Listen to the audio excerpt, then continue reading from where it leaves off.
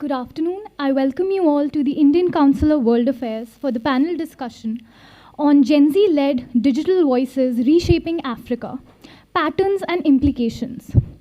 Before we proceed, may I request you all to kindly keep your phones on silent mode. Thank you.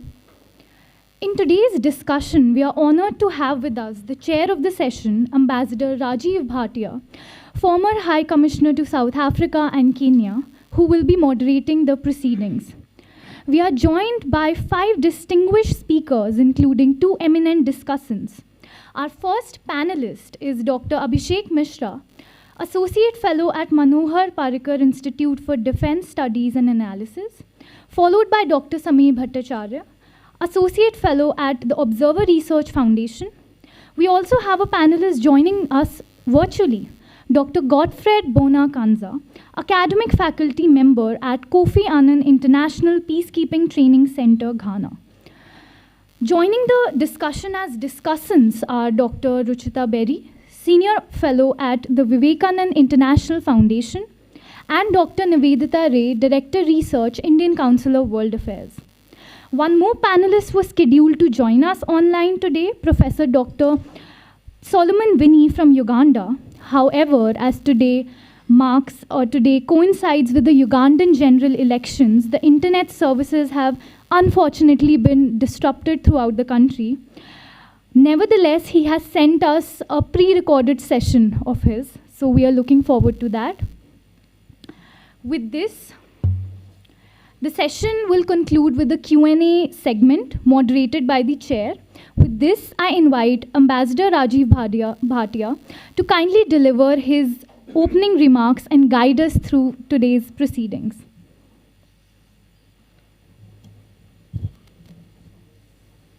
Thank you very much, Nandini. Nivedita, it's wonderful to be back with you and your team, and I compliment ICWA for making sure that the conference room is full of people who have some expectations, and I'm sure that our panel will do its best to fulfill them.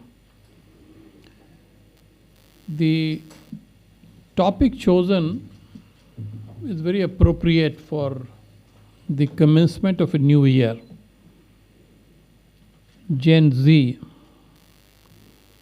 protest movements in Africa, precisely digital voices reshaping Africa in a very neutral manner, and the patterns and implications.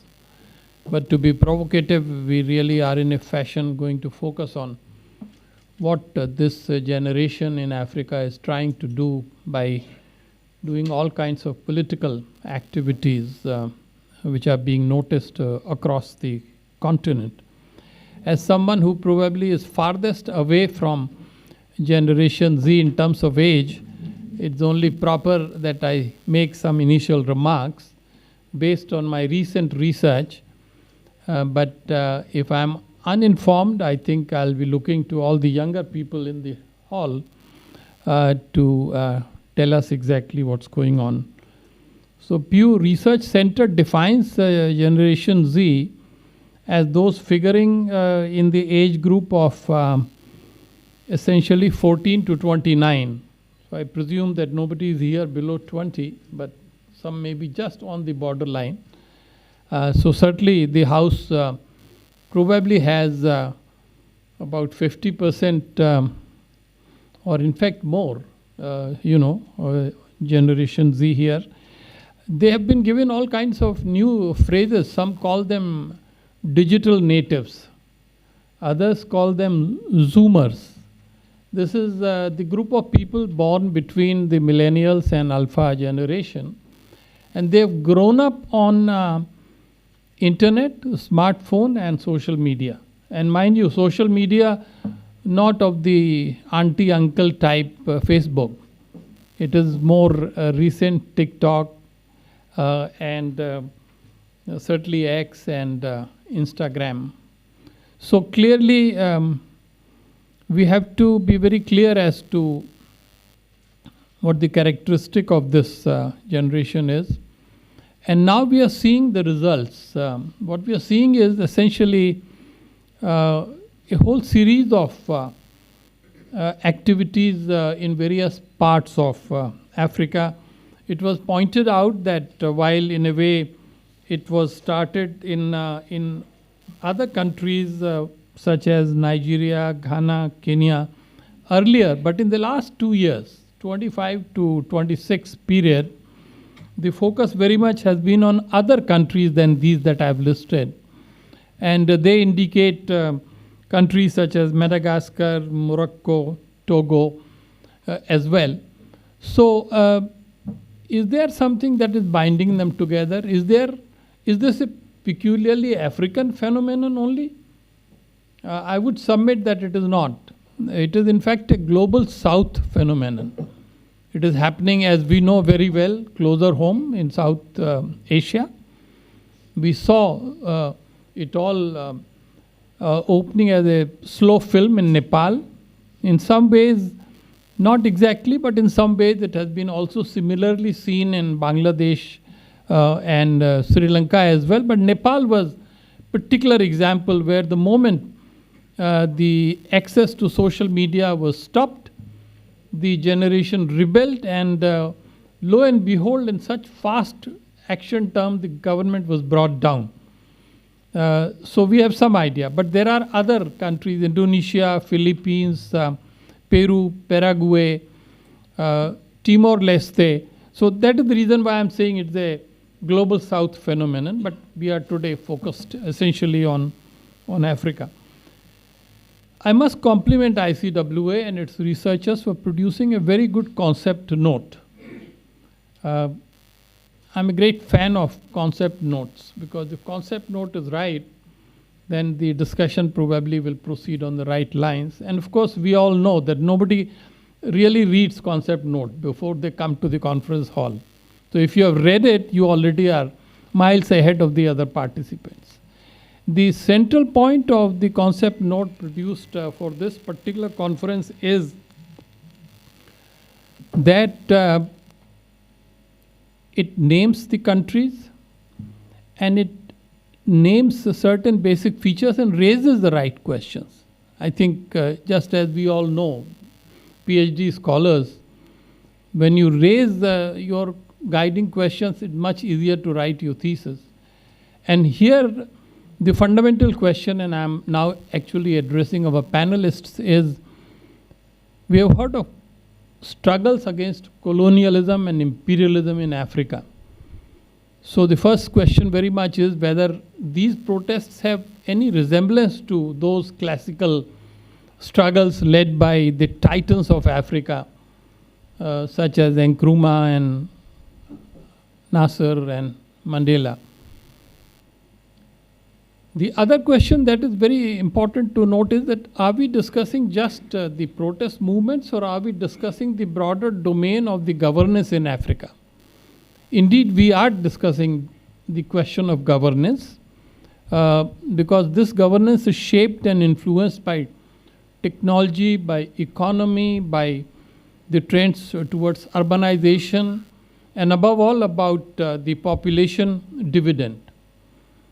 Even this basic note says very clearly that 70% of the people in Africa today are below 30 years of age.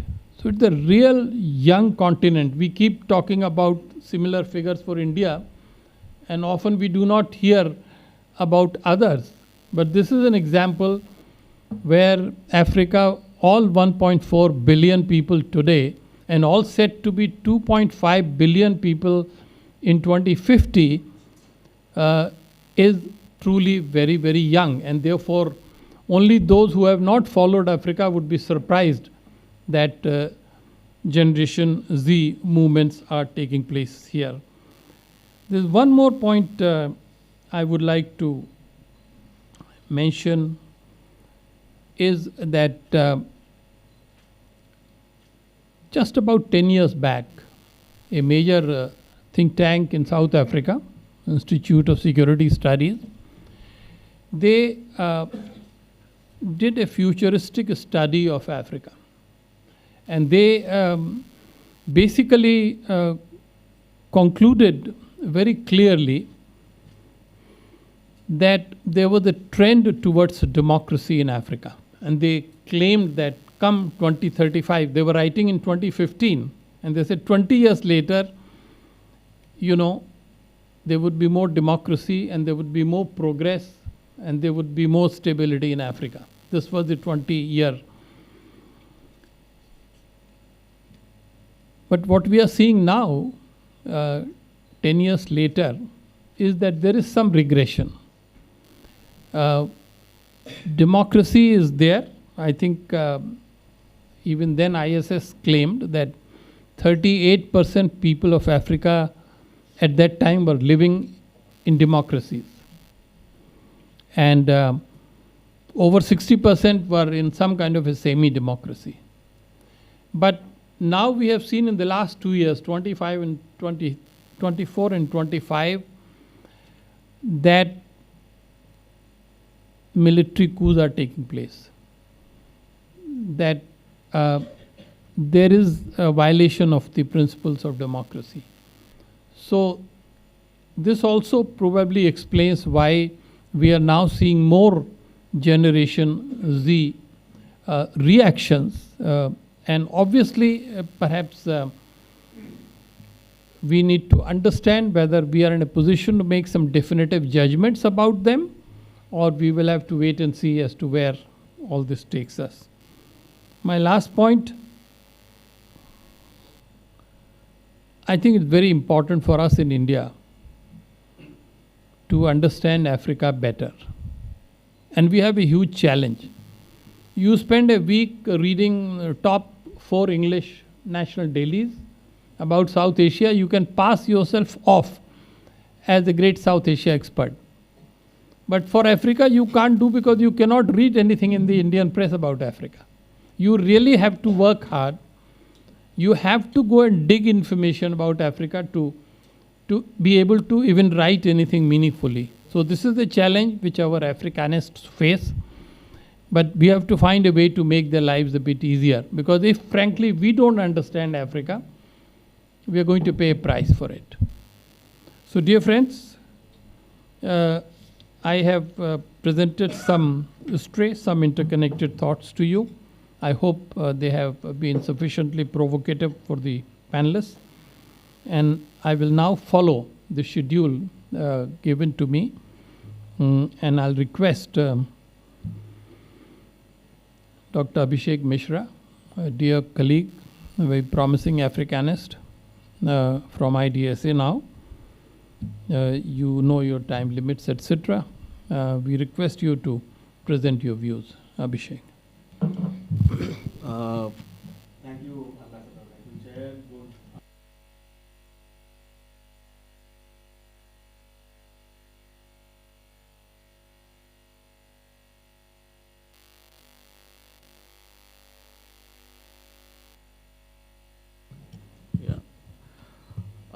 Let me first contextualize what's happening in Africa a little bit today about the topic we are about to discuss.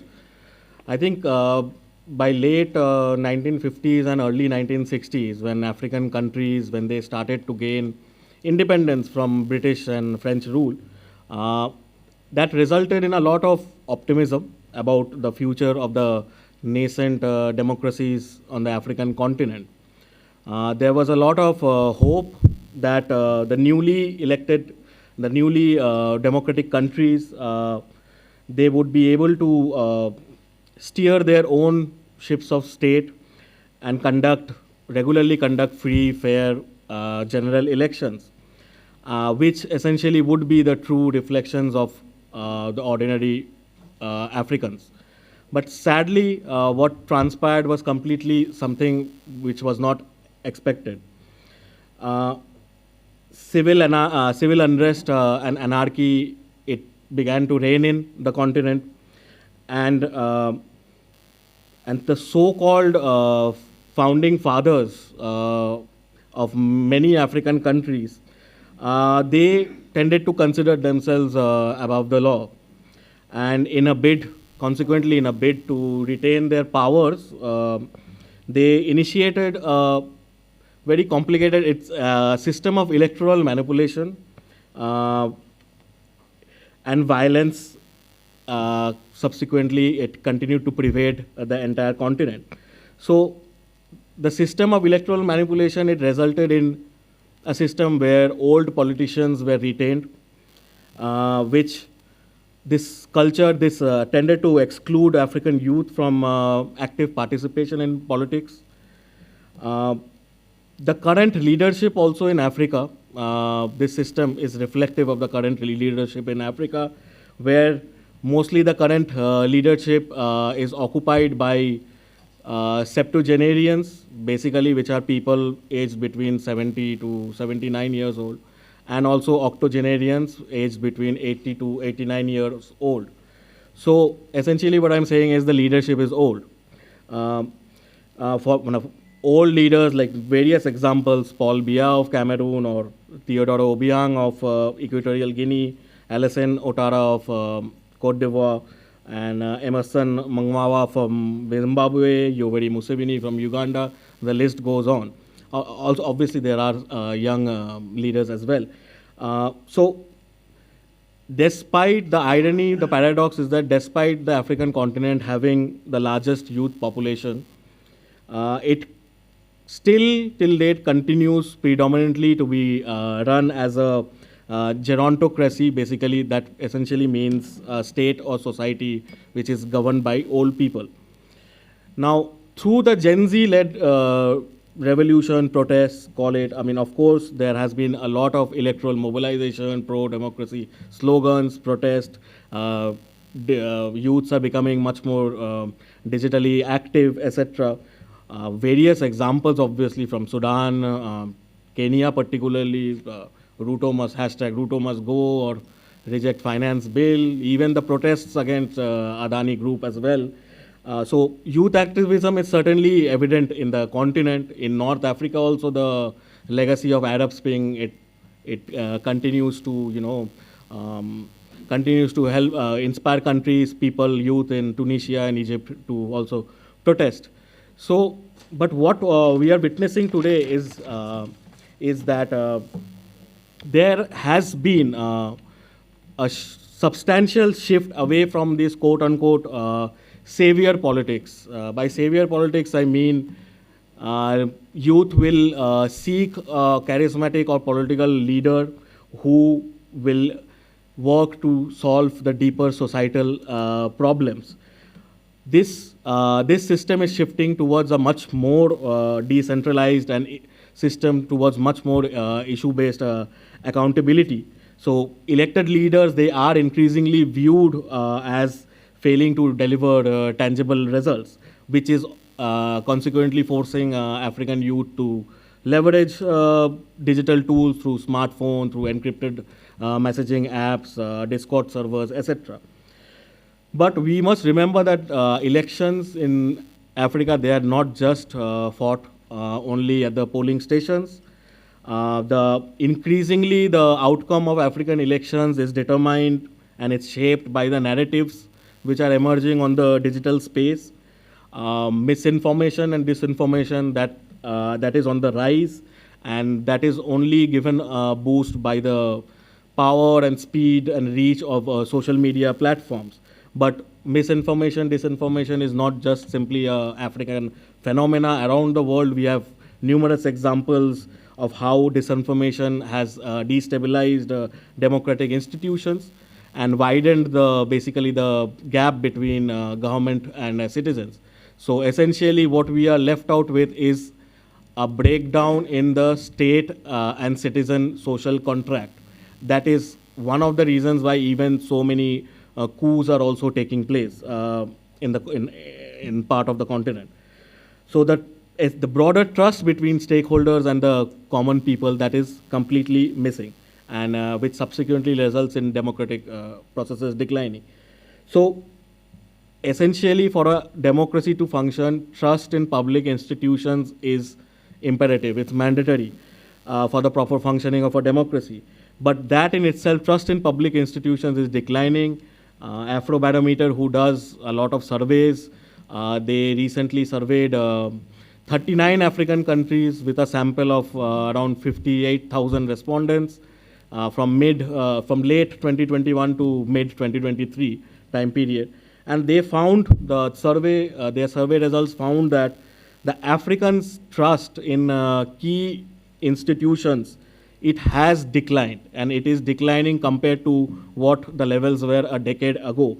Only the trust in religious leaders or trust in army or trust in traditional leaders that has witnessed a rise.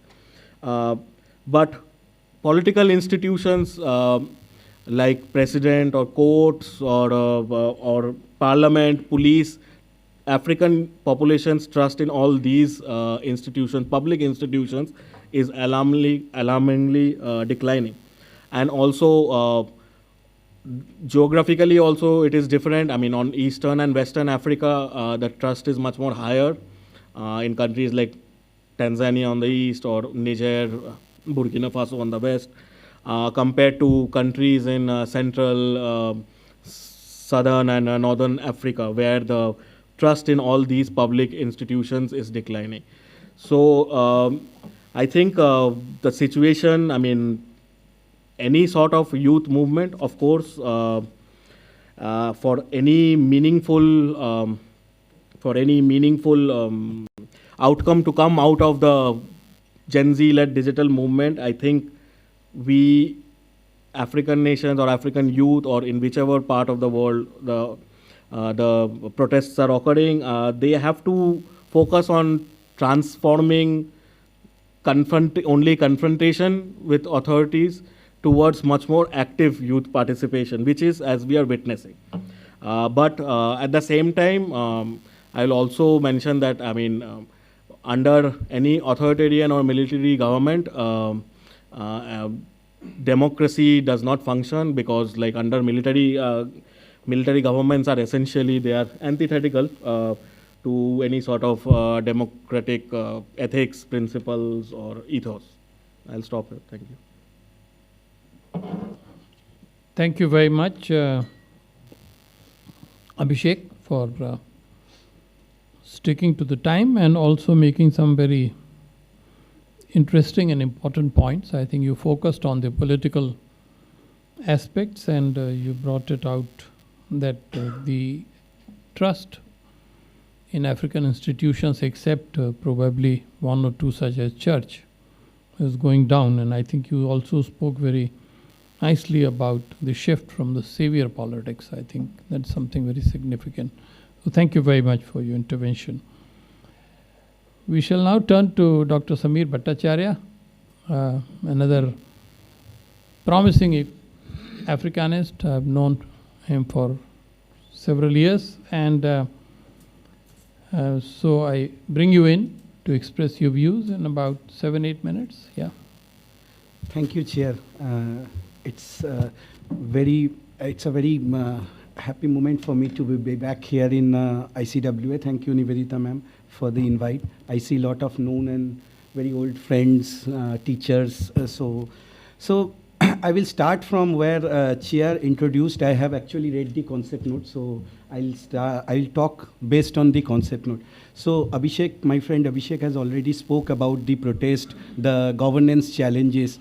So, you know, in 2020, there were lot of protests across the world. As Chair said, it's a global South thing. So it started probably in 2022 in Sri Lanka. Then 2024 we witnessed in Bangladesh, we witnessed in Nepal. But in 2025 across Africa, it started in June in Togo. Then it happened in Kenya. Next month it happened in Kenya. Then it happened in Morocco. Then it happened in Madagascar. So if you can see the geographical range, the language, the culture, it's so different. What is the commonality? Commonality is all these protests were led by young people, Generation Z as we call it. This Generation Z is also, some people call them Generation Anxiety. So these are the people who have very less patience. They are not okay with the current status quo. They want change and they want it now. So these are the people who protested. Now, but is this the first time the protests are happening? No, the protests have been, from Arab, not just Arab Spring. Last 10 years, the protest from Arab Spring, if you see it, then these people have taken the help of technology. The protests have been held. I mean, Chair mentioned about Kwame Nkrumah, Chair mentioned about Julius Nyerere. These were the people who have also protested. But that time, they did not have the support of technology. The today's protest, these young people, those who were protesting, this is the most important, you have to understand that this is the most technologically enabled generation. No generation before this generation had this privilege to be born with, at the age of 5 years, they are using mobile. We never had this opportunity. So these are the people who are already connected. Now social media has helped a lot.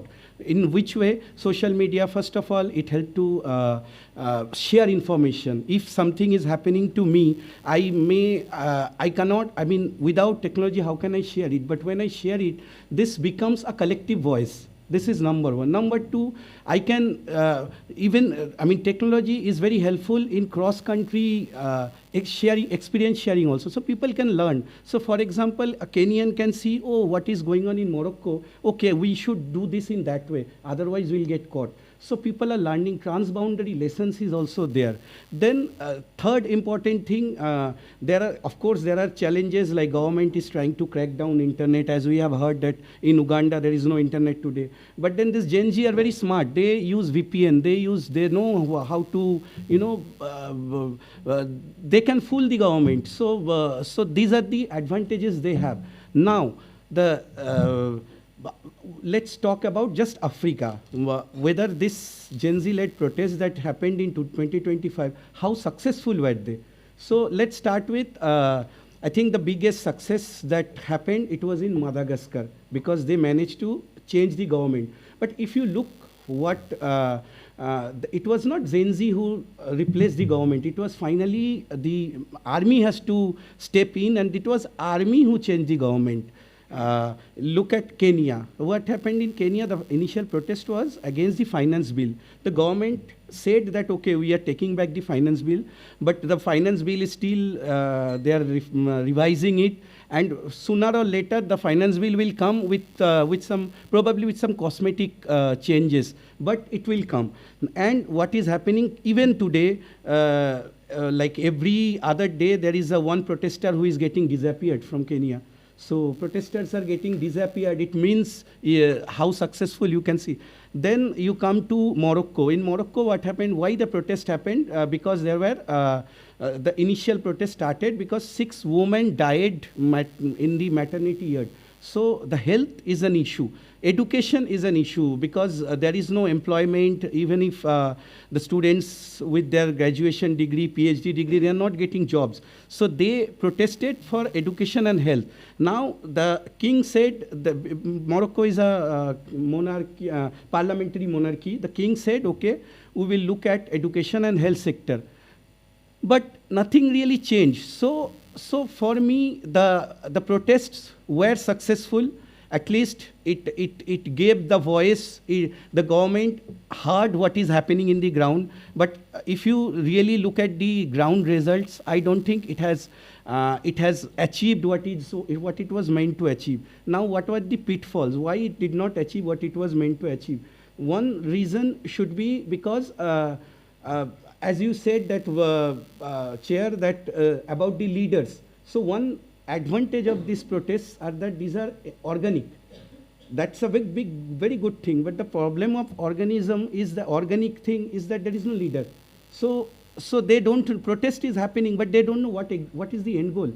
What is the post-protest, what exactly we want. So these are the challenges. Now, I think you spoke about ISS report. So I was also reading that what is the future lies in Africa. So Bloomberg has come up with a publication which says that 2026 is going to be another year of protest. And they have said that they have predicted a few countries like Ethiopia, CAR, and DRC. These are the 3 countries which are on the verge of public student protests or Gen Z protests. So we'll see what happens. But given Abhishek has spoken about this disinformation campaign, the algorithm is also something which works against these Gen Z protesters. With algorithm, you can show different things. So how this 2026 is going to turn up, we'll see. But I think the protests, just protests on the road will not fetch the end goal, the result. Thank you. Thank you very much, Samir. Appreciate what you said. I think you're focusing attention on the geographic spread is very important, and I'm glad you're seeing Africa as part of the larger global South story.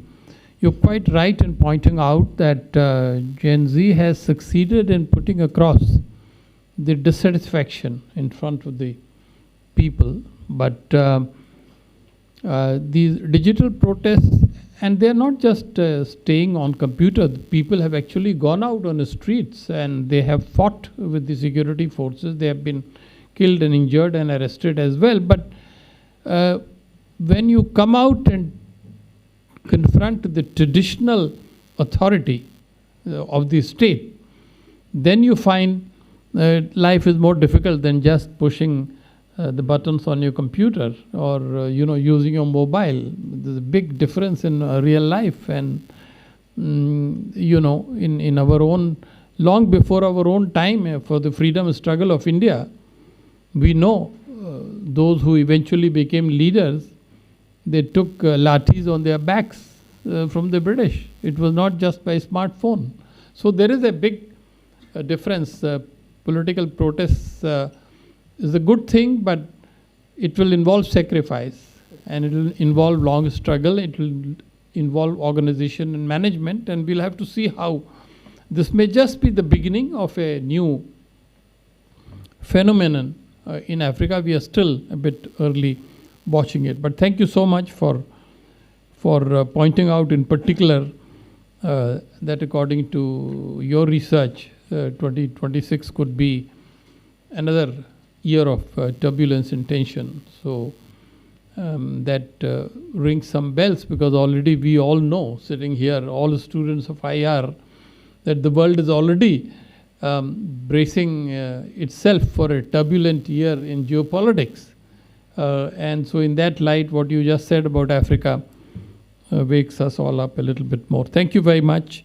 Now, we have the possibility to go to Dr. Godfred Bonnah Nkansah, and I think we are going to hear him digitally. That is really wonderful, and I particularly extend you a very warm welcome. You must forgive us, we argumentative Indians. Most of us probably have never been to African continent, but holding forth as if we know Africa very well. So you are the first African voice that we will hear today, and I look forward to listening to this and assure you that you will have our fullest attention. Over to you, sir. Thank you very much, Mr. Chair, and warm regards to the Council. Thank you for the invitation. I would provide my reflections on the nexus between the demographic context of Africa and economic drivers, and how they are influencing Gen Z's political attitudes or shaping Gen Z's political attitudes. So I personally think that the demographic context of Africa is the foundation which gives us insights into all the political protests we are seeing on the continent. So yes, so 70% of Africans are below the age of 30, and that has been repeatedly emphasized in our discussion this morning. But I like to look at it from the point of median age. When we look at Africa's median age, it's below 19 years. So half of Africans are below 19 years. And that presents significant challenges socioeconomically. So the demographic structure of the continent has made it very challenging for African governments to be able to achieve economic goals, because the overwhelming majority of Africans are not within the age of productivity. They are below 19 years, implying they are in school. They are consumers. They are not adding to the economy. And we know from political demography that for any country to realize demographic dividend based on the age structure, the median age of that country has to be between 25.6 years and then 42 years, between 25.6 years and 42 years. That gives the country the opportunity to harness maximum dividends from its working class. So we have the context of Africa where the median age is below 19 years. So the economic challenges of Africa, for me, is likely to continue for significant decades to come until the population age structure is fundamentally altered to have the most of Africans within the median age, which permits productivity. And that has affected the economic opportunities for young Africans growing up, especially the Gen Z generation. I think it's important to note that while the World Bank statistics estimate high youth unemployment rates on the continent, it is so for the formal sector. Most young Africans are within the informal economy. So they are doing something, but not within the formal context, implying that the biggest challenge, it's not so much youth idleness or youth unemployment, but livelihood precarity or the lack of sustainable livelihoods for most Africans. So they have something doing, young Africans. They have something doing, but it's not sustainable. And that has created a lot of pressure on governments to expand the formal sector to absorb the teeming, better educated generation of Africans we currently have. That has fed into the political or digital activism of many young Africans. But the interesting part of what is happening across the continent is that the grievances of the Gen Zs are not only economic, they are not only towards addressing their economic precarity. Interestingly, the issues we have seen on the continent being protested cut across multiple sectors. For instance, when you take Ghana, in recent months, the demonstrations by the Gen Zs have focused on environmental sustainability. It's been against illegal mining. Even though the economic challenges are there, environmental concerns have come up strongly among many young Africans as issues for the future, issues for the present, which need to be addressed. So you find those nuances. When you take the case of Nigeria, the NSAS protest was not fundamentally economically motivated. It was a question of police brutality and security breakdown within the country. So the context of security also features prominently in the protest of Gen Zs, both digitally and also online, or offline, sorry. And then when you take the Sahel, countries like Burkina Faso, Mali, Niger, the focus of digital activism by Gen Zs there has majorly been on the inability of their governments to address French imperialist influence. So those ones mirror the pro-liberation era politics of Africa. So across different countries, the interests seem to differ. And then when you take the case of Togo, that was political. It was against what experts typically call constitutional coup, constitutional manipulation by the government. So Gen Zs are being very tactical in their political engagements, both online and offline. Yes, the economic issues are present, like we saw in the case of Kenya, the financial bill, but also they are interested in environmental issues. They're also interested in security issues. They're also interested in political issues.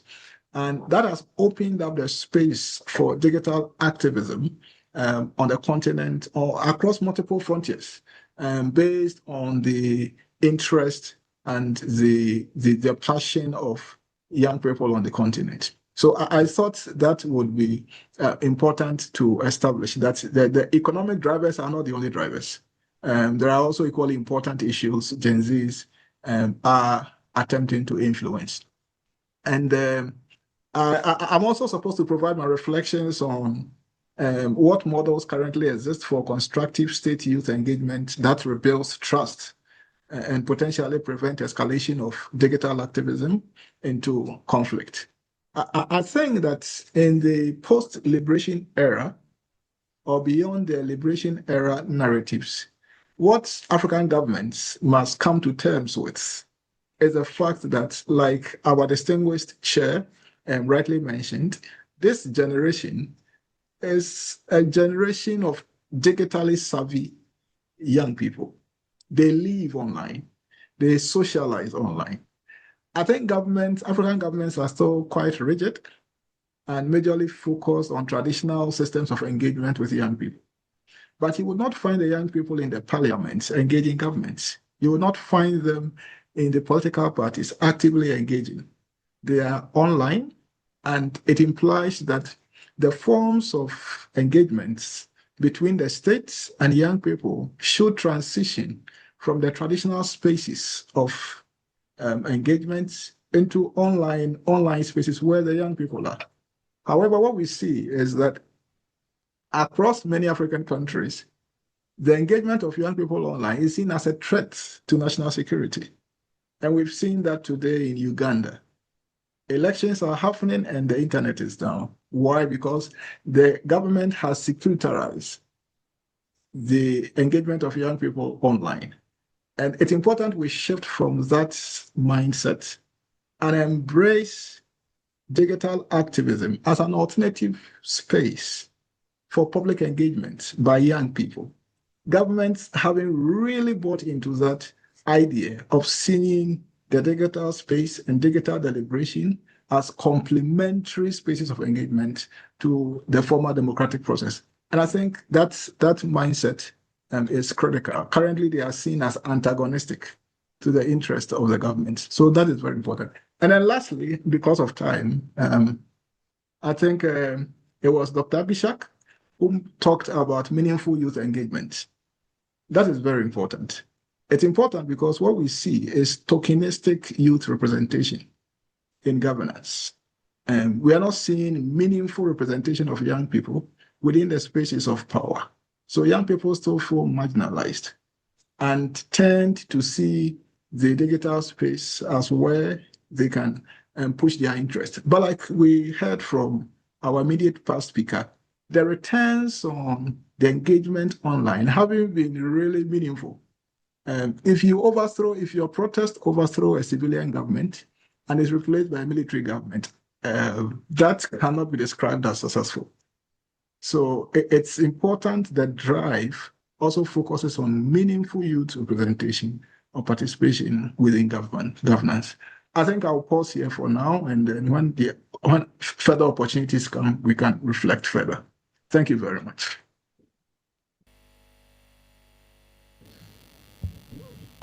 Thank you, Dr. Godfred Nkansah. Thank you for making some very telling points. And we expected nothing less from you because you are sitting right there and you have brought in not merely the Ghanaian perspective, but typically and importantly the African perspective. I think your basic thesis that only economic factors are not responsible behind this digital activism, that has to be factored in. And you also referred to a completely new phrase to us, digital optimism, which is very characteristic of an African approach to life. So I've understood that as well. I was hoping that you will also comment on some regional variations. How is this protest movement different in East Africa and in the island state Madagascar or North African state, Morocco, but we'll come to that. I'm not putting the question to you yet. We will now try to take in the recorded intervention of a scholar from Uganda, as explained by Nadini earlier, Professor Dr. Solomon Winyi. Can we try to get his pre-recorded intervention? Over to you. Esteemed panelists, viewers, and participants, good afternoon. My name is Dr. Solomon Winyi. I'm a lecturer in Makerere University. I was tasked to speak about political landscape and the rise of Gen Z-led digital protests in Africa. As we speak, there's no internet in Uganda, so that's why I'm having this pre-recorded video. I've somehow managed to have a pre-recorded video. The small background: Africa's median age is around 19, and this shows that politics is increasingly youth-driven. And these Gen Z are digitally native, networked, and of course decentralized. What we see is protest politics shifting from party-led. They are no longer traditional political parties, but they are more of platforms like WhatsApp, Facebook, TikTok, and of course X, which is formerly Twitter. The claim, of course, is the intersection of the shrinking space or civil space in Uganda. But what we see is more of economic precarity and the networked digital culture. In Uganda, of course, this is part of a continental-wide pattern of digitally driven youth mobilization, but shaped by Uganda's election-centric and security-heavy political order, which we see during the election period, like what we are seeing currently. What matters is these movements are not episodic unrest. They signal more of a structural reconfiguration of the political participation in Africa.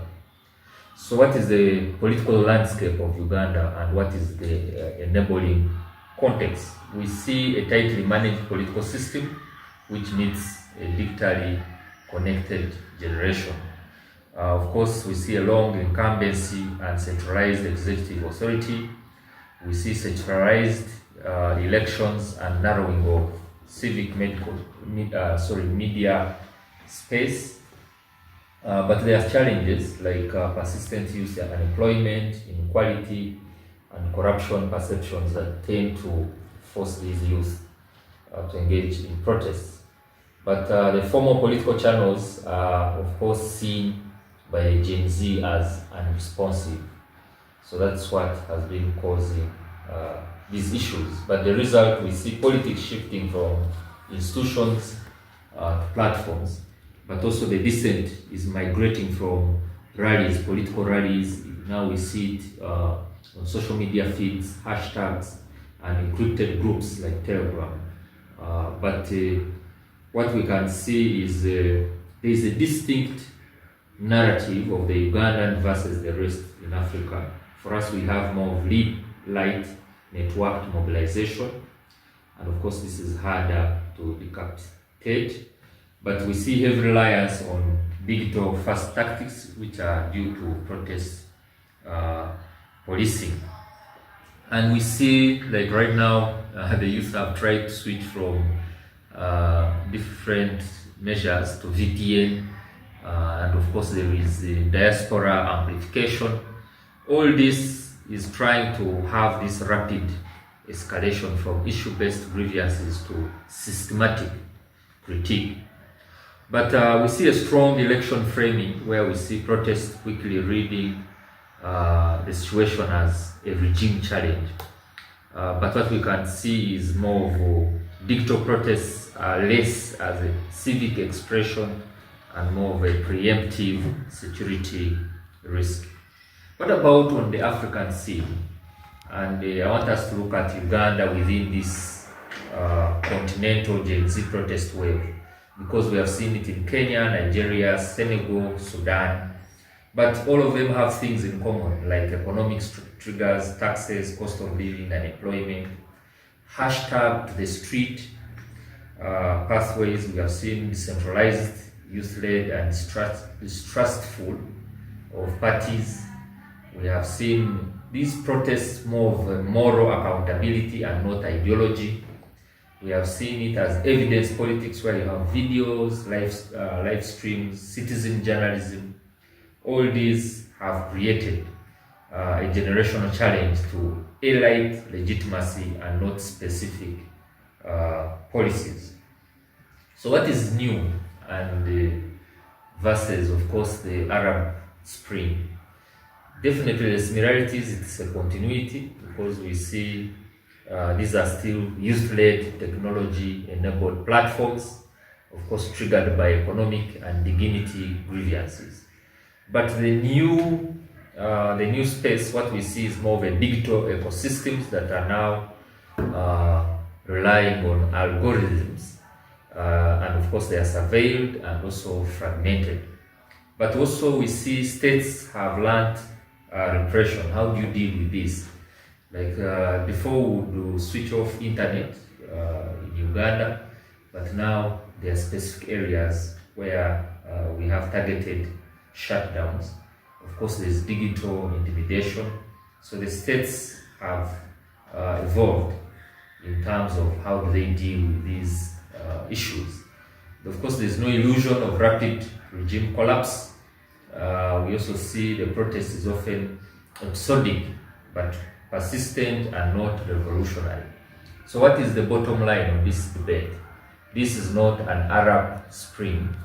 It is more of a long-term network contention. What is the implication on democracy and the political trust? What we see is, of course, the Gen Z are deeply political, but very distrustful of institutions. Voting alone is seen as insufficient. That's why we have voter apathy. And protests have become a parallel accountability mechanism. But also, of course, repression deepens alienation and reinforces digital resistance. So what is the risk? To me, I feel the risk is, if I'm not addressed this gap, we may see protest fatigue, but also radicalization of the military, and what you hear now, what is called authoritarian order narratives. That's what is likely to be the outcome. But we need also to know what works and what doesn't work. What doesn't work is internet shutdowns. They don't work. Criminalization of protests, cooptation without reform, treating Gen Z as a security problem. This is actually creating a bigger gap between regimes and the young people that constitute the majority of the population. What works? To me, what works is credible economic inclusion pathways. Maybe we could think of digital civic dialogue spaces. We could also have what we call youth responsive governance reforms. And also, lastly, let's look at regional norms, protecting digital spaces or civic spaces through regional economic communities like East African Community, SADC, ECAS, and all that, or African Union at that level. So the final takeaway from my discussion, Uganda's Gen Z protests are not a threat to democracy. They are a stress test for its adaptability. And that is what I feel about this discussion. Thank you for listening to me. And I'm sorry this is a recorded video, because as you are aware, there is no internet in Uganda. Thank you.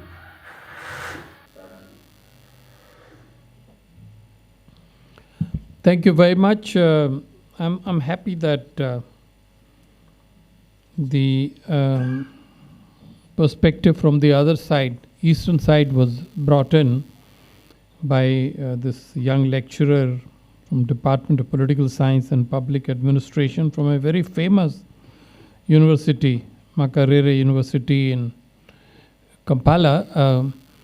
I think we have to take note of the fact that this digital activism, digital voices, Uganda was one of the earliest countries where it all began, and in fact it seemed to succeed up to a point, because many concessions were made by the government at that time to the various demands made, and now I don't know what exactly is the connection between that and the elections now and what would happen, but we have got a good serious perspective from that country as well. So thank you ICWA for covering the East and the West, but this is a massive continent, 54 or 55 countries, and obviously we can only get a broader picture because there are so many variations in the center, in the south, in the north, in the Horn of Africa, that we can only get a little bit of flavor of what is on offer.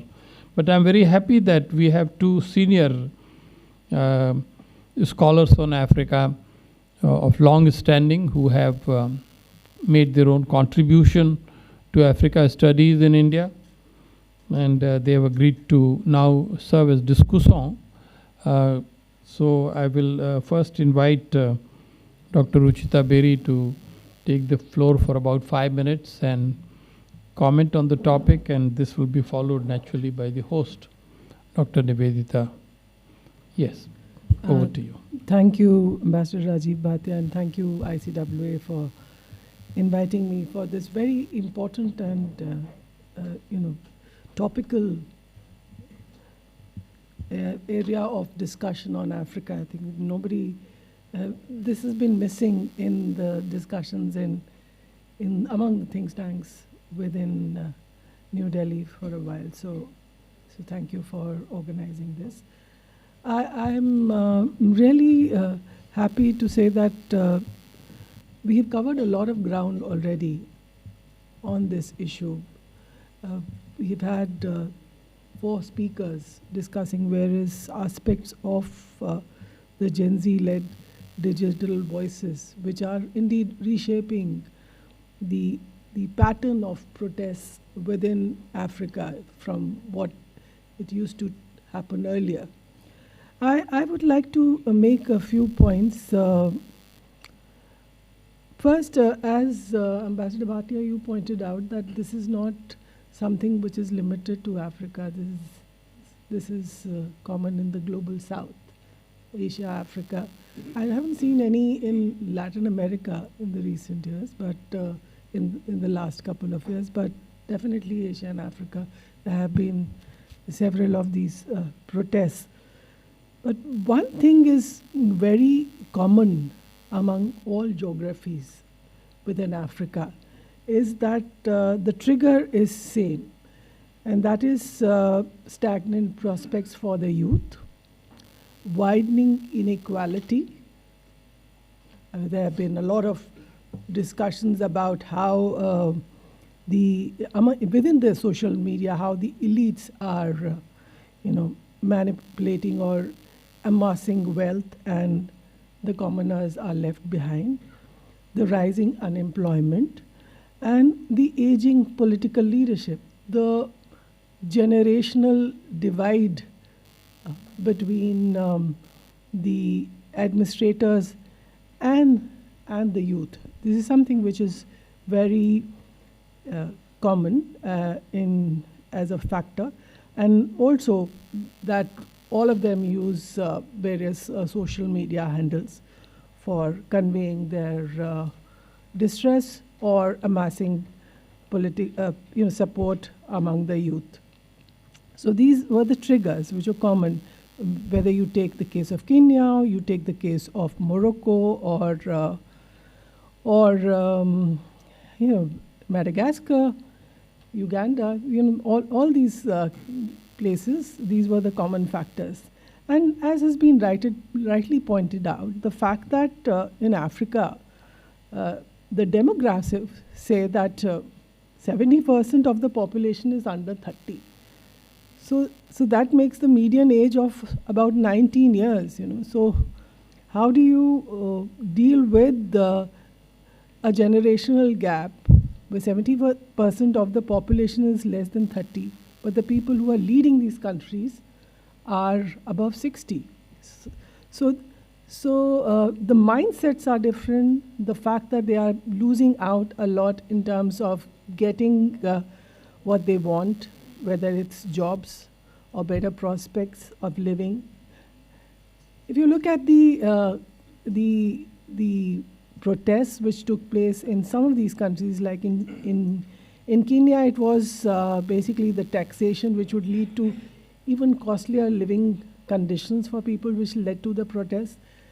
In Madagascar, it was something like, I think it was the issue of poor government delivery or water and electricity. In case of Morocco, it was health and education that were the causes. But one thing is common is that all these protests were suppressed by the government. They did suppress all these protests, and most of the time it was a violent suppression. The numbers may vary. In some cases that there were 40 which were injured or arrested, or the others that there were 60 or more, or that there were in hundreds in Kenya. But they were violent suppression of these protests. That means that the current leaders, the current elites, political elites within Africa are not ready to pass on the mantle to the youth. They are not ready to acknowledge the fact that the youth are a subsection of the society with whom they need to have a dialogue. Because until they have a dialogue with the youth, which is, I mean, the writing is on the wall that 70% of the population is below 30, so you need to have a dialogue if you want to have a sustainable, a stable government in future. But this is something which the political elites are ignoring.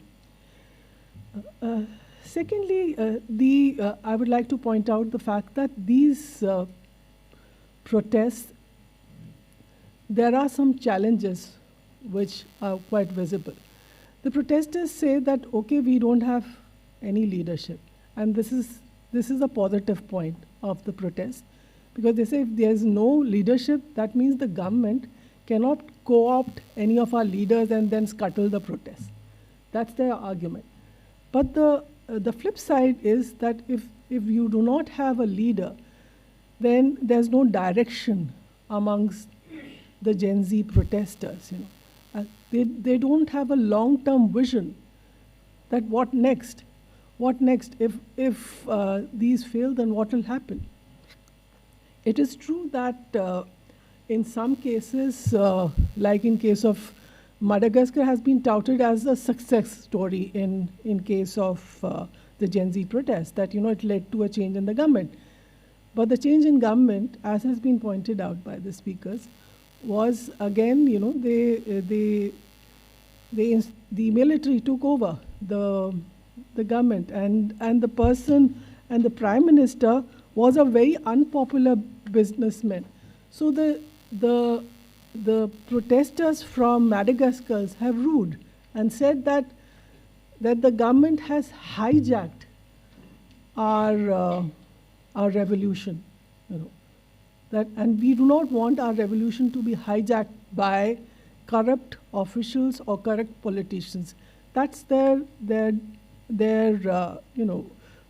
basic disgruntlement against this whole process. And they want, so therefore they say that this protest will continue in future, maybe at a subterranean level, but it will continue. So until and unless the governments and the protesters, the protesters from the Gen Z, come to some kind of a dialogue in future, this protest will not end. And I've read some of the remarks which have been made by these protesters in Kenya, in Morocco, in Madagascar, and they say that we are not really interested in being part of the government, but at least the government should reflect the concerns that we have really fought for, that those solutions that we are seeking for should come about. Lastly, I think the point which was raised by the professor from from Ghana, that the governments have that it's not just the economic or social issues which are bothering the Gen Z, it's also the security and environmental concerns which have led to these protests, and that the governments, and as has been said by the last speaker, that the governments have securitized the Gen Z protests and made it into a security issue rather than looking at it as a political issue, which is very important to note. And that may not augur well for the future stability and the future of democracy in Africa. So I'll stop here. Thank you. Thank you very much. Very clear comments. I don't really have to elaborate and comment on them. I'll immediately request Dr. Nivedita Ray to offer her expert comments. Thank you. Thank you, Chair, and very good afternoon to everyone. I think all the speakers and panelists have given very insightful remarks. And as a last speaker, it becomes very challenging to consolidate. So what I'll do is more of consolidating what others have spoken and maybe throw up some questions for larger discussion. And I will touch upon 5 points here. And it will basically observation will be more comparative and a little more conceptual. I start with what the chair raised at the outset. Whether protests in Africa, now what we're seeing is something very new. Anybody who has been studying African studies throughout, and when we are conceptualizing this particular talk, we thought we have been discussing a lot about India, Africa, but what is happening now in Africa, can we reflect on that? The Gen Z protest. Because I'm someone who worked a lot on protest literature, right from, the chair mentioned about anti-colonial movements. My first point the question that I'm going to raise is the Gen Z protest really new in Africa? When you say Gen Z protest, it's a youth-led protest. So youth-led protest, is it new? My argument is not new. And why it is not new? If you reflect back, whether you talk of anti-colonial movements, whether you talk of anti-apartheid movements, whether you talk of pro-democracy movements in the 1990s, youth were very substantially participated in most of these uprisings. And sir has served in South Africa. If any African scholar will be knowing about the Soweto uprising in 1976. And it was taken forward by high school students against the Bantu education system, where the African language, Afrikaan, not the Dutch language, was being imposed. And how that Soweto uprising led to such a widespread protest in South Africa. And again, even 1990s, the Sabha Sabha movement, if anybody remembers about Kenya, it was a huge movement where it brought down the single party rule against the Daniel Arap Moi. He was talking about governance issues. It moved from a single party rule to a multi-party rule. Now very recently, in 2011, again, Yene Mare movement in Senegal, which is in English we say, we are fed up, quote unquote. In 2011, again it was a mobilized youth movement, which again it was again about power cut, rising corruption issues, which led to the downfall of, in 2012, the elections where we saw that there was a regime change. And similarly, fees must fall. If you know about this in South Africa, fees must fall. That originated in 2015.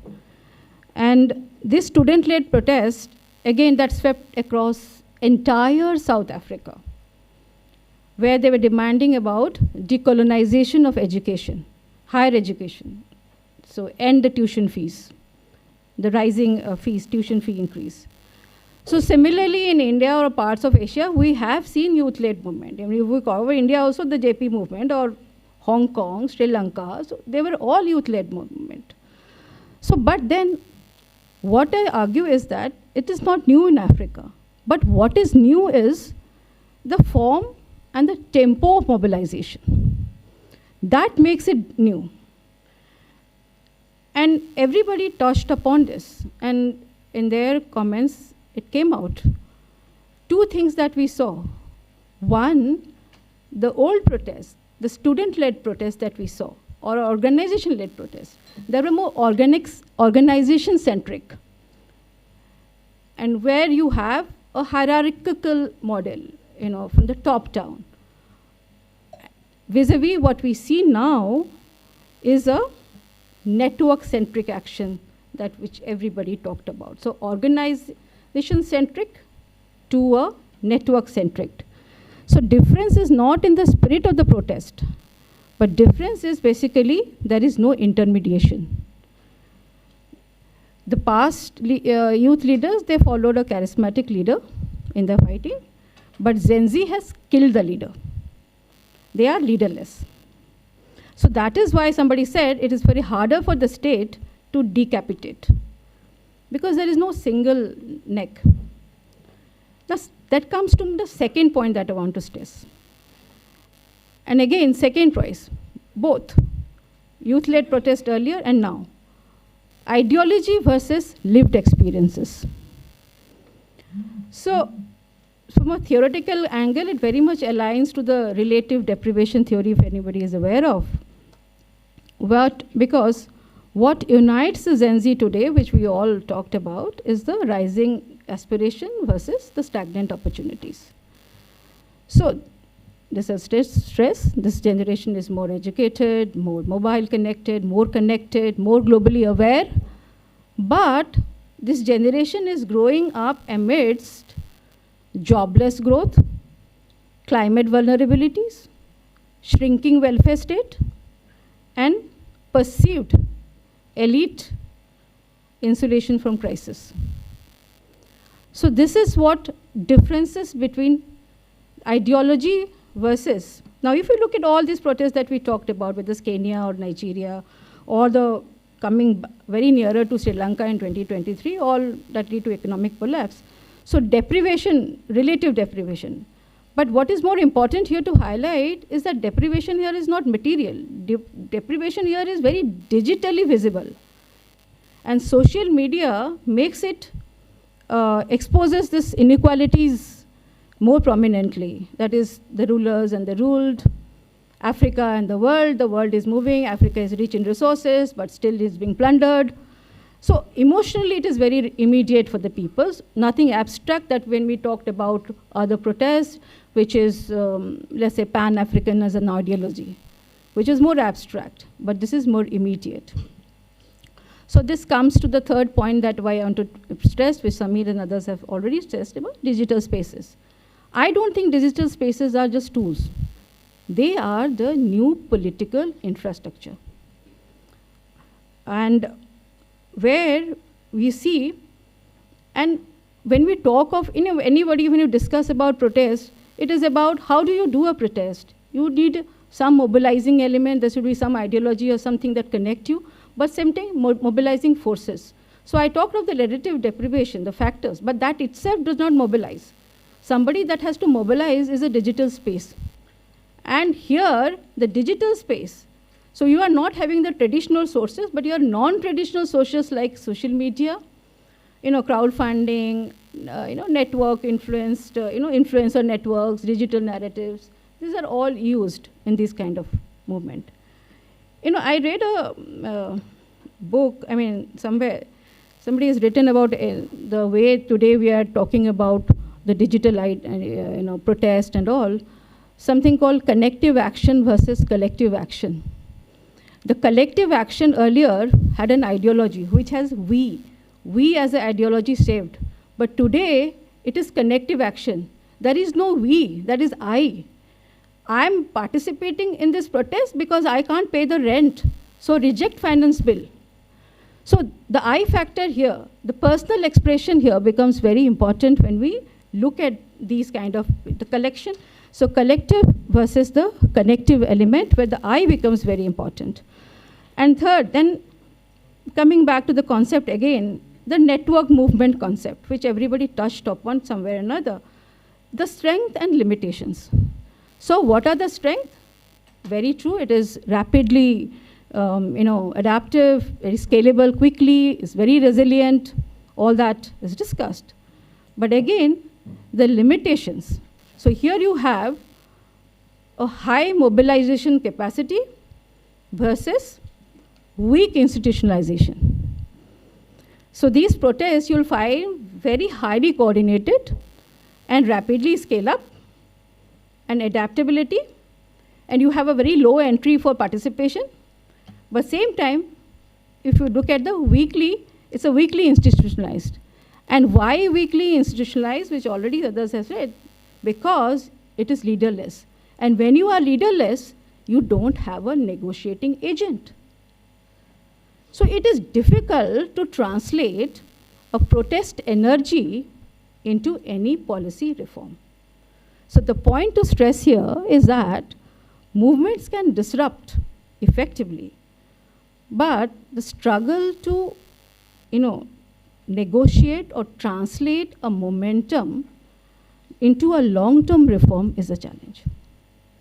So if you look from a social movement perspective, this raises a very key question. And that question is, can leaderless movements convert disruption into durable political outcomes? That's the question that we need to ask. So the general insight is, a movement that cannot negotiate can only disrupt. So Gen Z protests do not transition from a street to any structure or any institution. So that is why they risk being have a wait and see approach of the state. So the state has more time than the street. So that's where the problem is when somebody talked about why it is not success. So however, having said this, when it comes to these outcomes of these protests, I would like to emphasize that Gen Z protests may not always topple governments, may not always lead to immediate policy shifts. But what it certainly do is they redefine political discourse. And they delegitimize entrenched elites, and they reshaped what is considered as politically possible. And so their impact, I would say, will be more normative rather than institutional. So in conclusion, let me say the Gen Z protests in Africa should be understood not as an isolated eruption, but as a part of a global generational pattern shaped by relative deprivation that I talked about, the difference that the inequities that we see, enabled definitely by new forms of resource mobilization, that is the digital space, and expressed through network movements, which is leaderless, which is horizontal, not hierarchical the way it used to be earlier. So they function less as a revolutionary force, but they're certainly indicative and are also, I would say, a diagnostic tool to understand that where it reveals where states are basically failing to respond to the generational expectations. So be it the Kenyan, be it the Nigerian, be it the Moroccan experience. So what I observe is that the Gen Z is more afraid of poverty than the police. So the real question that I will end here is for African and not also African, the Asian states, is whether Gen Z will continue to, is not whether Gen Z will continue to mobilize, but whether political systems can adapt fast enough to convert these disruptions into any democratic ideal or leave it rather than a recurrent instability. I'll leave it at that. Thanks. Thank you very much. That was excellent summation, and I thank you for reducing my burden. You looked into the future, and you have come to the conclusion that, and rightly so, that that digital protest is the new form of political movement that we are seeing in the global south, particularly in Africa. It is just beginning to raise its head. What change it will bring, that is still in the womb of the future. But obviously it has its strengths and it has its weaknesses. At this stage, dear friend, I know we have overshot our time, but the subject was fascinating. And in my democratic tradition, I would very much like to give a chance for a few questions, because they may be stirring your mind. We still have a few minutes. We can easily handle that. So I will give first a chance to the one who probably conceptualized this idea. Nandini, you go ahead. Thank you, panelists, for the insightful observations. Since our talk shifted from the Gen Z-led protest to the broader governance issues that Africa is dealing with, I have an observation and a follow-up question. For example, in Madagascar, we saw weak governance and elite fragmentation, which led to a military takeover. But on the other hand, there's a state called Tanzania, where we saw that there were protests, but there was also this government-military nexus, which helped suppressing the protest, and it's suppressing the protest to this day.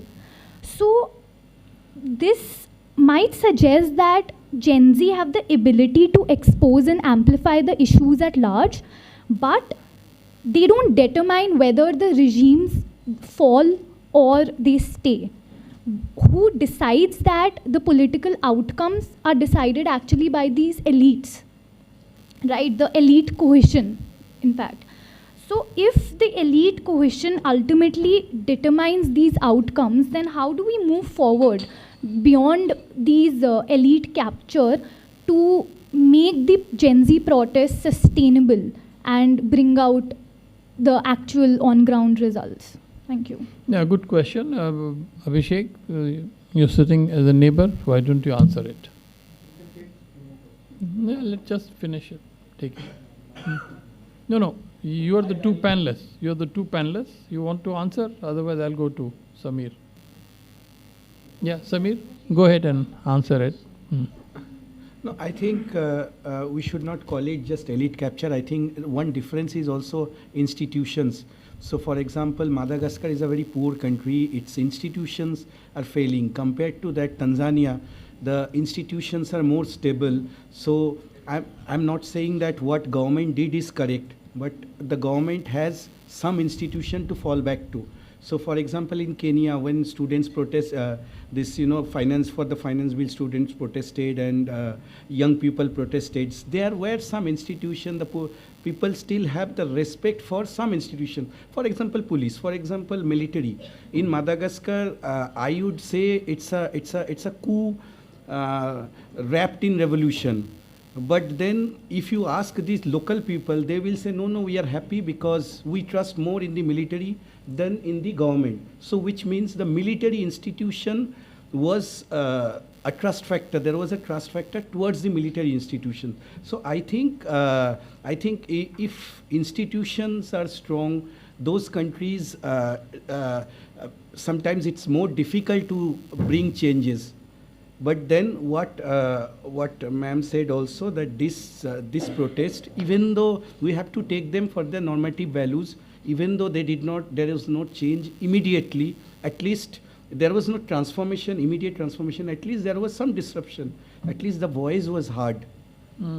You see, this takes us to the heart of the challenge of democracy in Africa. In my view, what we have studied and seen, it reflects backsliding of democracy. There is a paradox. The young people are dissatisfied and unhappy. They have found a new channel for expressing their views. But within the actual real world, probably the political parties are weak, NGO system is weak, media is weak, economic problems are overwhelming, and as a result, that unhappiness which is there, voiced publicly, does not get translated into political reform. This is how I look at it, but again I would stress, these are tentative judgments. You are not in a position to make a final judgment because you don't still have the full picture.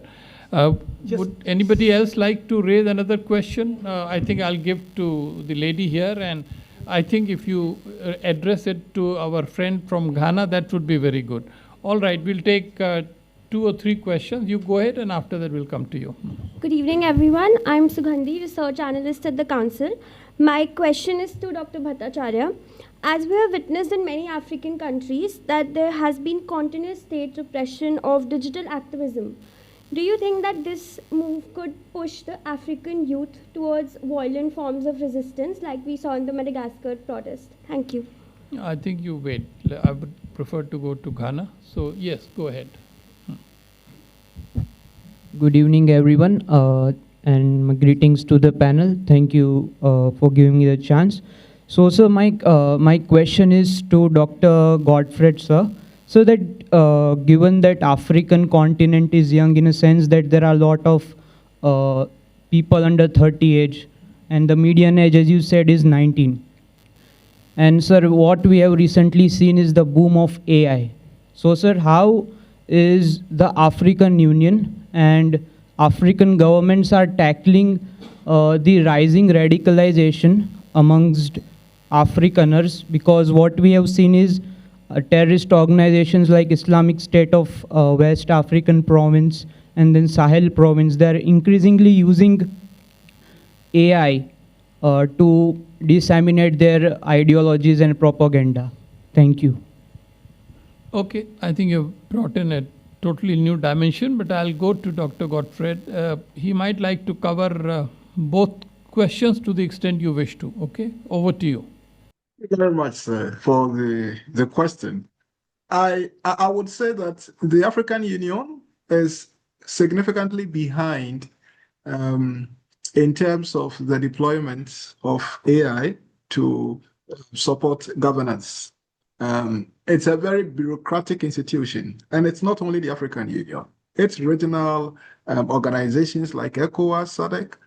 They are very bureaucratic, and because of that, it takes a long time for them to be in sync with current trends. On the other hand, these terrorist groups are fast on the move and are evolving with the digital evolution we are seeing. So the current response of the African Union towards terrorism or violent extremism, particularly in the Sahel and other places, hasn't been that edge-cutting, because technologically, the Union hasn't made that significant jump or significant progress in terms of its guidelines and its position on the use of AI. And that is a challenge within the security space. And because of that, it is rather individual countries which are attempting to institute solutions against violent extremism, leveraging AI and drones and other equipment which can be used to address the challenge. And that seems to be the current context within the African space. Thank you very much. We will take the final round of questions now, and I think I'll go ahead. I'll come to you after that, and one more question, maybe on this side. Go ahead. Thank you, Mr. Chair. I am Tahina from the Embassy of Madagascar. I am the Chargé d'Affaires. Thank you, ICWA, for organizing this panel discussion, which is very enriching for us who have lived the movement happening in Madagascar. I wanted to know what India thinks about what is happening in my country, so I am happy to be here. What I would like to contribute to bring more understanding in this discussion is the role of the diaspora for Madagascar. I cannot say for the other countries, but for Madagascar we have 200,000 Malagasy abroad, but which weigh 380 million USD in remittance. And in this movement, the diaspora played a very important role.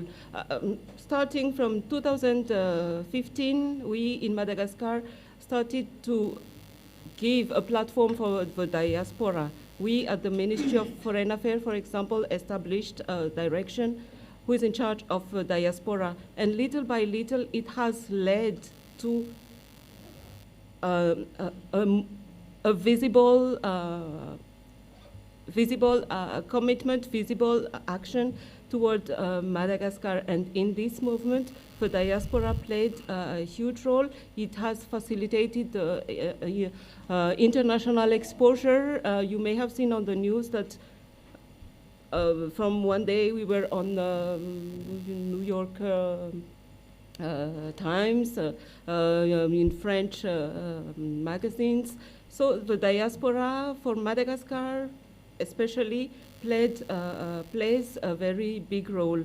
The diaspora is started to be part of the government since 2019 with the former president, and now slowly the diaspora is taking very an important role. Thank you. Thank you very much. Thank you for your comment. Yes, go ahead. Good evening, everyone. My name is Deepak, and my question is to Dr. Ruchita Beri, ma'am.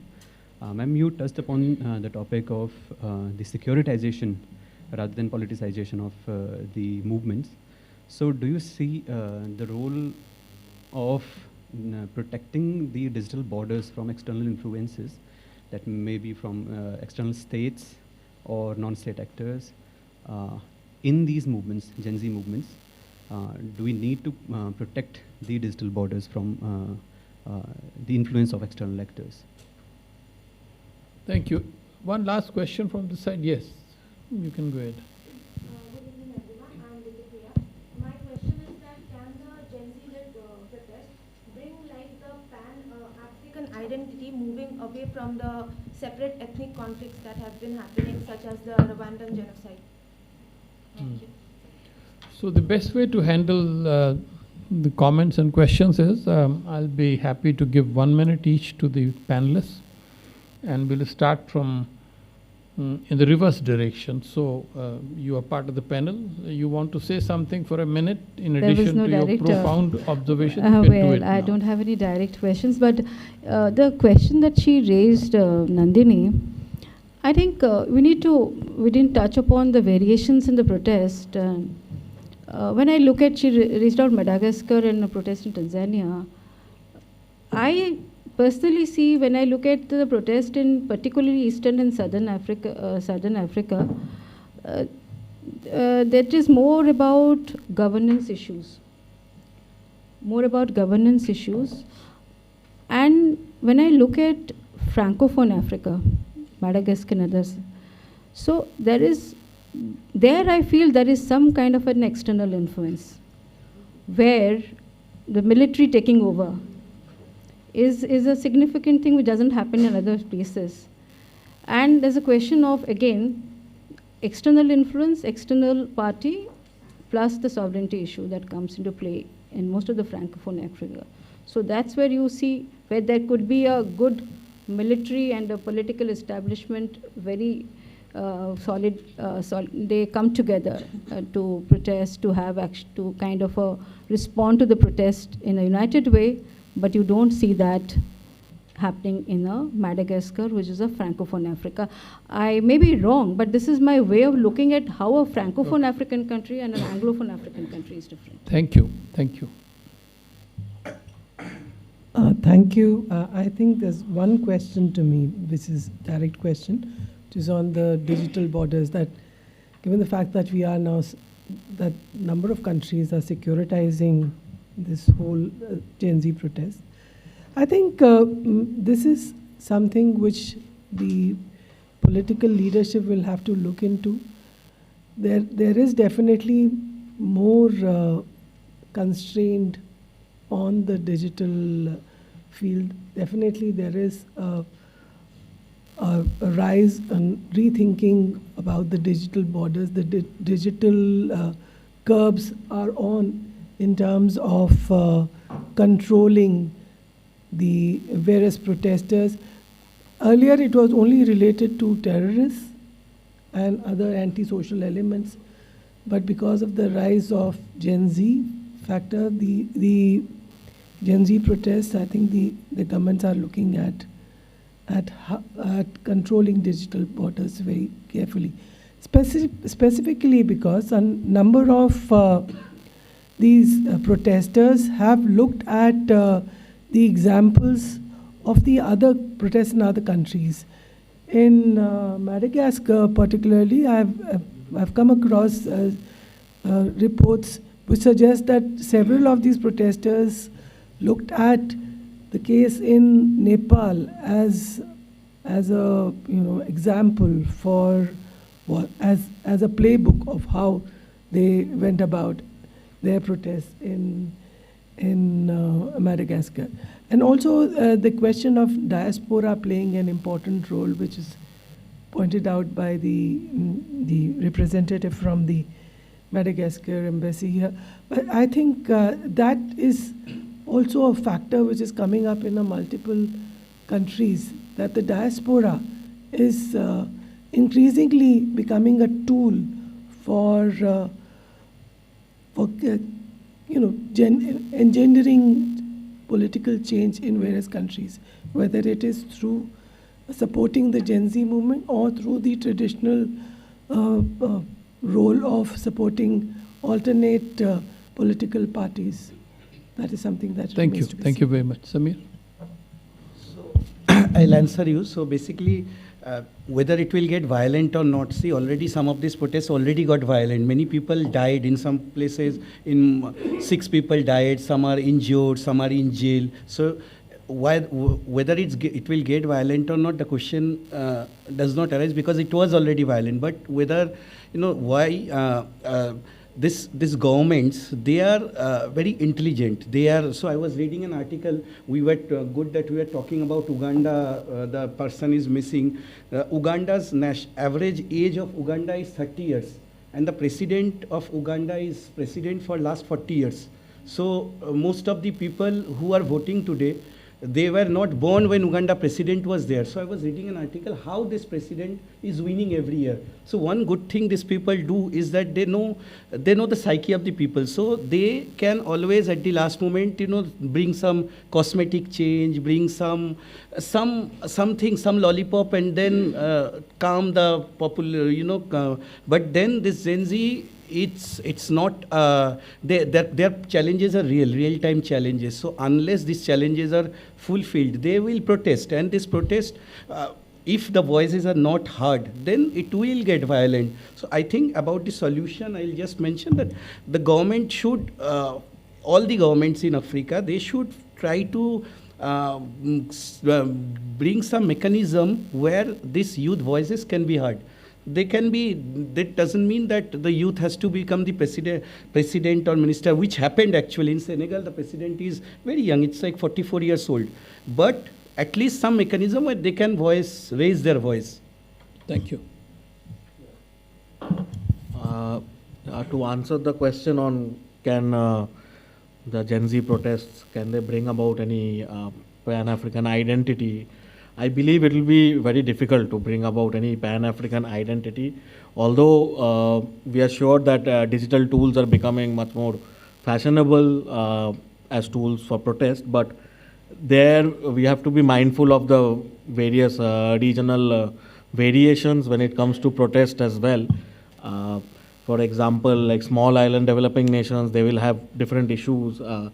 Countries on Eastern and Southern Africa, they tend to focus mostly on the protest, mostly on the governance and societal issues, whereas on the Western side or on the Sahelian side, it's more of a question on I think Ambassador Bhatia asked right at the beginning, are the protests, do they have any resemblance to the colonial era protests? I think on the Western side of the continent, their historical grievances are much more related towards their colonial experiences, where external influence is much more involved as well. So overall, having a pan-African identity will be difficult, but using digital tools to protest, that is, of course, fashionable and a new normal. Thank you very much, panelists. You've done a commendable job. I wanted to highlight some points before people leave the conference room for a cup of tea. Looking at Africa at the macro level and looking at what is happening in the world, particularly in India, I would make the submission that the Z generation's work in Africa is fundamentally a good news from Africa, because it is meant to strengthen democracy, it is meant to enrich the governance, and it is meant to ensure that the youth and their voices are heard by the society, by the state. This is happening mainly because of the weaknesses in the governance system in some of the countries in Africa. Political parties are weak. Media does not often have full freedom. NGOs work unsatisfactorily. Think tanks may not be so strong. And therefore, the young, particularly who have perhaps completed their education and looking for a job, find that the future is dark. So what do? They start expressing their frustration and then taking that from their bedroom to the public streets. And I wanted to illustrate, to say this, why this is not happening in India. Because the contrast is very strong, and I'm very happy that at least one African scholar is listening to me. And this is that here is a country where political system works. The authorities are answerable, political parties are there, media is completely free. It may be on one side or the other, but it is completely free to say what it wants to say. Think tanks are becoming stronger. NGOs are strong as well. And so, above all, our Z generation, the medium age, as you said, 19, is busy finishing the class 12 examination and looking for a seat in a university. They are not out to reform the political system because others are doing it.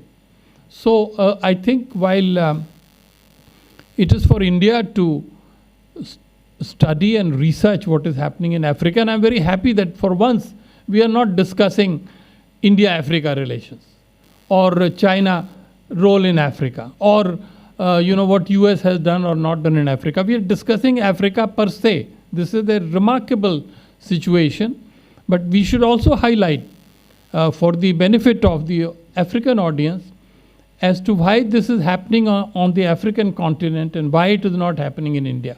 So there is some convergence, some mutual need to understand each other, and therefore, in the end, I think I would like to make one suggestion to ICWA.